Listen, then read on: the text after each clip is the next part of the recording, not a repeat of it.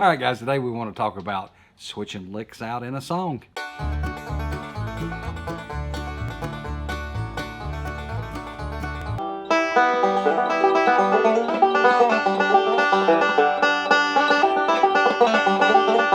Hello guys, welcome back to another video here on the Banjo Addict page.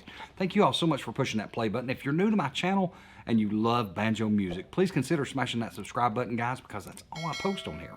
Alright guys, today I want to talk about switching licks out in the song. Now what brought this on with me is that I learned Foggy Mountain Breakdown years ago, and among a plethora of other songs that I learned to play. But Foggy Mountain Breakdown is the one that triggered this for me, so this is the song I'm going to use for this example. I learned it through my teacher, and the way they transcribed it onto tablature was the way I learned how to play it. I got on a kick here a while back, and I don't know why, but I got on a kick that I wanted to learn every song like Earl Scruggs done Foggy Mountain Breakdown. And Earl Scruggs played it a certain way, and I wanted to learn it how Earl Scruggs played it. Well, come to find out, the way I taught from my teacher and the way Earl Scruggs plays it was two different things. Sounded the same, two different things. So I wanted to go back and relearn Foggy Mountain Breakdown the way Earl played it. And that's what I'm actually working on right now, is to play it exactly like he played it, or people have transcribed him playing it, right? And what I've learned through the first break is, I mean, there's several differences, but there's a couple small differences. That one of them was just one lick on one line that I just had to switch that lick out with a different lick. Still sounded somewhat the same, but is just a different lick, a different way of going about getting that sound. And I wanted to show you all today that. So where the lick comes in at is on the E minor chord on the Earl's Foggy Mountain Breakdown.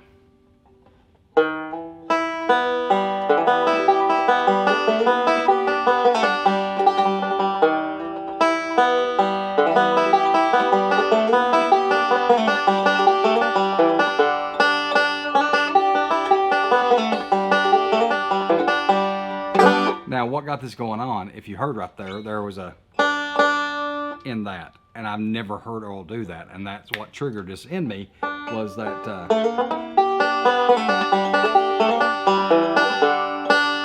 right there. I've never heard that when Earl played Foggy Mountain Breakdown. So I was like, what the? And then started looking, and of course, like a dummy, it's not the way he plays it.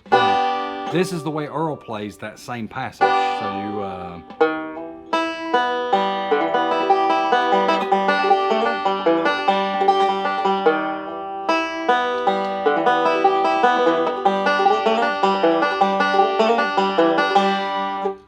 same passage, different way of going about it.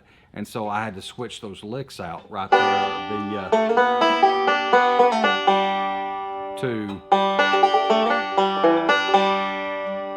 you see what I'm saying? So those were two separate licks, but they fit in the same spot, and it sounded the same, just two different ways of going about it. If you want me to go more in depth on the licks and what strings and all that stuff, I will in a future video.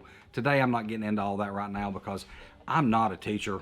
By no means teaching people how to play the banjo. I can give you advice, but teaching you how to play is more in Jim Pankey and some other people's wheelhouse than it is mine, because I figured out a long time ago that I am not a teacher. So I switched that lick out, right?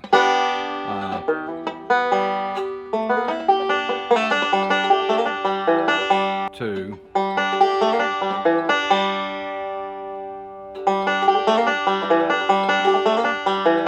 Something else you can do as well, which I'm trying to learn it the way Earl played it, and that's what I'm going to do. But something else you can do when you're doing this and you're trying to switch out licks in a song, you can even add stuff even a little more to make it your own. Make it your own. Make it your own. The lick that I do is that's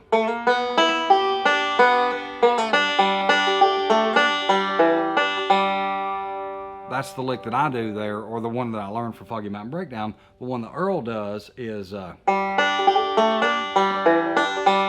but if I want to change it up a little bit, I could do add a little pull off there, right? And so it changes it up just a little bit, nothing major, but it gives it a little flair, right? Sounds a little closer to the way I played it before, but it still gives it a little zest. And it's like, as you're playing, you can play the first break the way it's supposed to be played. And then if you get a second break on it, you can play the second way, or you can add that in there. You know, you can just change it up. And that's what I love about the banjo so much. You can change things up on the fly if you know what you're playing.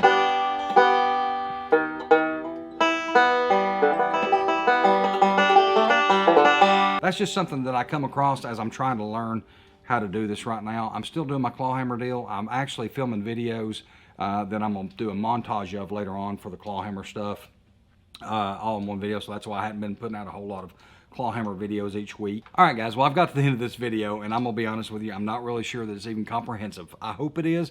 I hope I can edit it up where it makes sense for you guys, and I hope you enjoy it. I hope it helps somebody out, guys. With that being said, thank you so much for pushing that play button. If you would smash that like button, guys, it would help out tremendously. With that being said, we'll see you in the next video. Thank you for watching.